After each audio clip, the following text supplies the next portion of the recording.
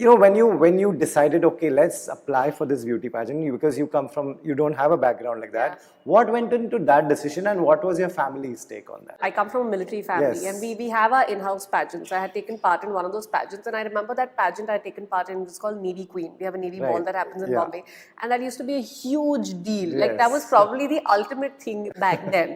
It was since childhood. I still remember I was in my 2nd grade, and like we were kids, and we were watching the backstage rehearsal of Navy Queen happening. Like back then, Malaika Arora had just come into the industry, and she was one of the guests, and like we kids had gone running to her for an autograph. So I think somewhere, because I'd seen this as a child, it was in the back of my head that I want to do this someday. And I gave it a shot when I finally was eligible. I turned 18, and I said, okay, fine, now's the time, let me like go for it.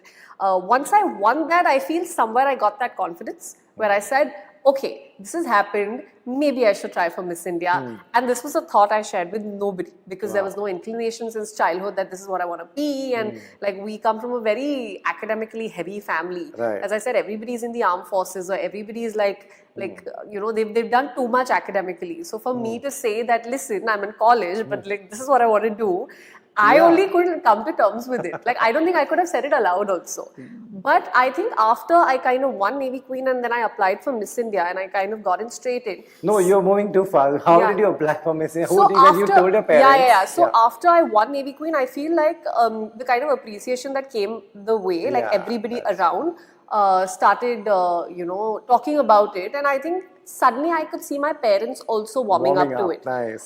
So for me, it was not difficult to kind of go and drop the bomb. So when I was actually when I got a call from Miss India, and they said, can you please come audition, because they have some kind of common people tie-up, something is there. So when I was going for it, I remember having a chat with my mom, and she's like, it's nothing to lose. Why are you getting worried? Wow. You are anyway just in college, like just go give it. You get through, you get through. You don't, it's okay. There's always another year.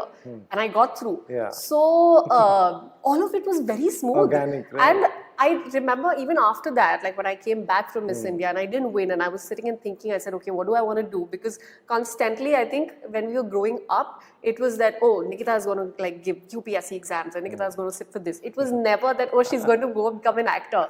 So for me to come back, I for some reason never thought that way only. Like it was very clear that, okay, I've done this now.